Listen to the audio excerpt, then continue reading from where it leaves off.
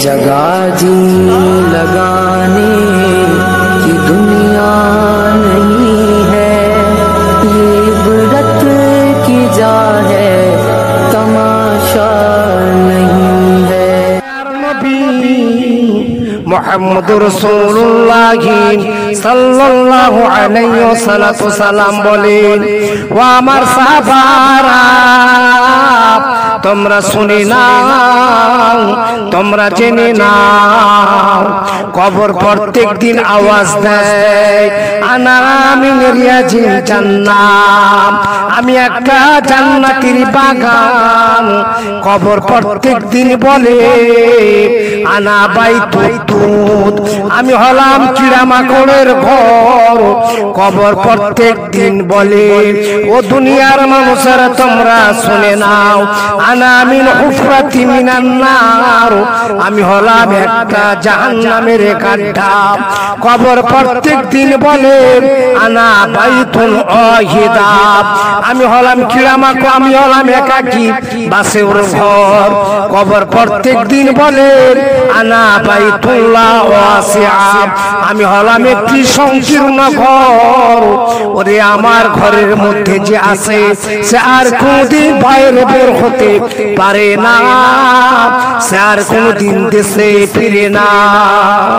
ওরে দুনিয়ার বান্দারা, দুনিয়ার মানুষেরা, তোমরা যখন আমার দরবারে আসবে, ভালোভাবে এসো, ভালোভাবে সঠিক নিয়মে তোমরা এসো, তাহলে তোমাদের শান্তি আছে, নাহলে তোমাদের হাড়গুলোকে আমি দুই দিক থেকে পিছে পিছে পুরো চুরমার করে দেবো। তাই বলি আল্লাহর বান্দারা, কবরকে তোমরা ভয় করো, মৃত্যুর কথাকে তোমরা বেশি করে তোমরা স্মরণ করো।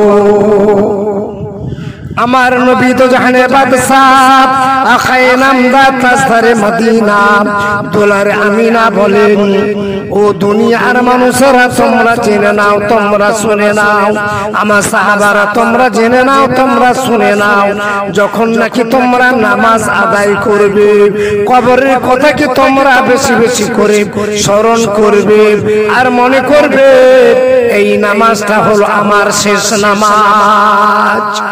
আল্লাহ নবী বলেন, বান্দা, আল্লাহর বান্দিরা, তোমরা জেনে নাও, তোমরা শুনে নাও, যখন নাকি নামাজের পাটিতে তোমরা দাঁড়াবে, তখন তোমরা এইটাই তোমরা মনে করে নেবে, আনতা আবুদুল্লাহ কান্নাকা তারাহু ফাইন লাম তাকুন কান্নাকা ইয়া রব।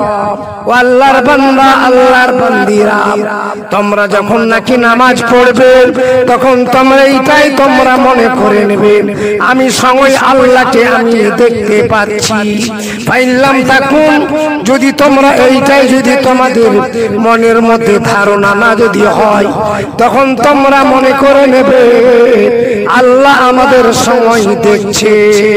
এইরকম ভাবে তোমরা নামাজ পড়বে, নামাজ যখন নাকি পড়বে একাগ্র চিত্তে তোমরা নামাজ পড়বে, নামাজ যখন নাকি পড়বে তখন তোমরা মনে করে নাও আমি সময় আল্লাহকে দেখতে পাচ্ছি, নচেত আল্লাহ তাআলা আমাকে দেখতে পাচ্ছে।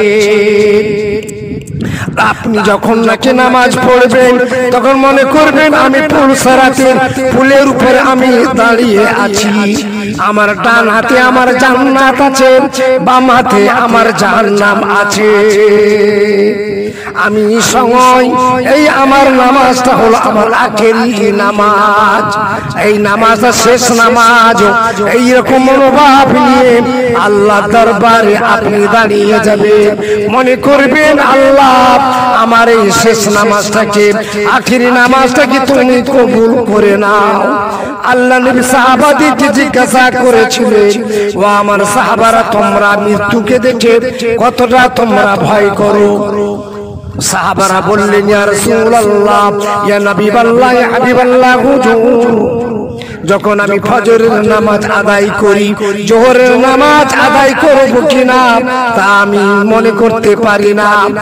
আর একজন সাহাবা বলেন, ইয়া রাসূলুল্লাহ, আমি যখন নাকি জোহরের নামাজ আদায় করি আসরের নামাজটা পড়বো কিনা তা আমি মনে করতে পারি না, হয়তো এর ভিতরে আমার জান চলে যেতে পারে।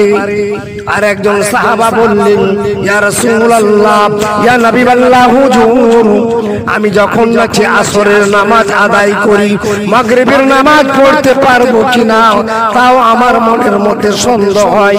তাহলে জানা গেল একজন ফজর থেকে নিয়ে জোহর পর্যন্ত অনেকটা টাইম নিয়েছে, আর একজন জোহর থেকে নিয়ে আসর পর্যন্ত তার থেকে কম টাইমটা নিয়েছে, আর একজন আসর থেকে নিয়ে মাগরিব পর্যন্ত কম টাইম নিয়েছে। আমার নবী তো জাহানের বাদশা বলেন, সাহাবারা তোমরা শোনো, আমি মৃত্যুকে দেখি আমি ভয় করি।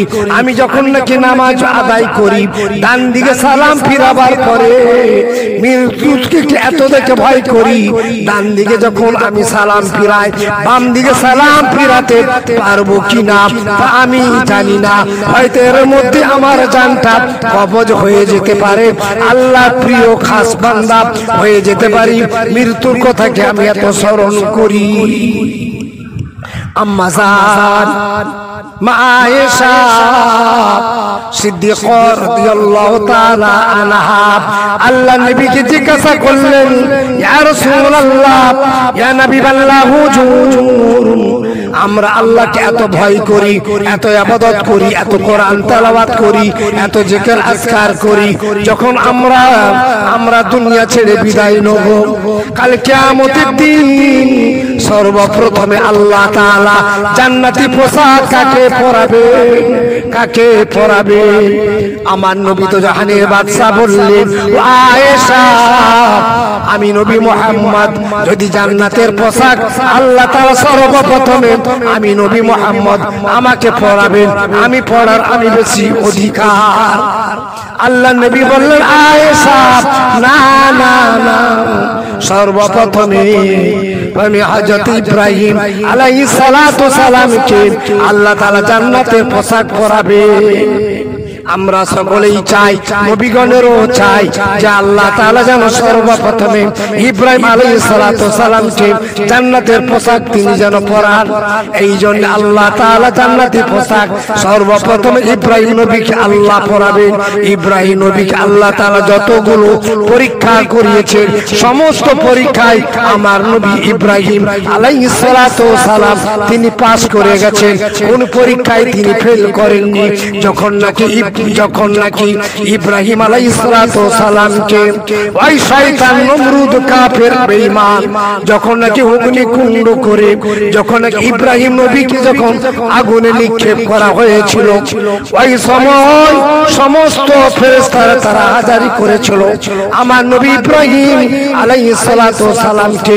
ওই কাফের বেঈমান পুরো উলঙ্গ করে দিল, শরীরের মধ্যে এক কাতরাও কাপড় রাখলো না, একটা টুকরো কাপড় রাখলো না, উলঙ্গ করে ইব্রাহিম আলাইহিস সালাতু সালামকে ওই নমরুদের অগ্নিকুণ্ডে নিক্ষেপ করা হলো।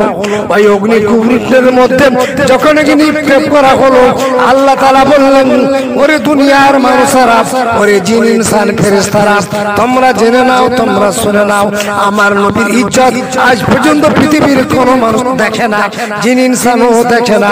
আজকের নমরুদ শয়তান কাফের মরদুদ আমার নবীকে উলঙ্গ করে ফেলে দেওয়া হয়েছে আজকে, যার কারণে আমি আল্লাহ তাআলা সর্বপ্রথমে ইব্রাহিম নবী তার সম্মানের জন্য আমি জান্নাতি পোশাক হাসরের ময়দানে কাউকে পরাবো না, সর্বপ্রথমে ইব্রাহিম নবীকে আমি জান্নাতি পোশাক আমি পরাবো হাসরের মাঠে।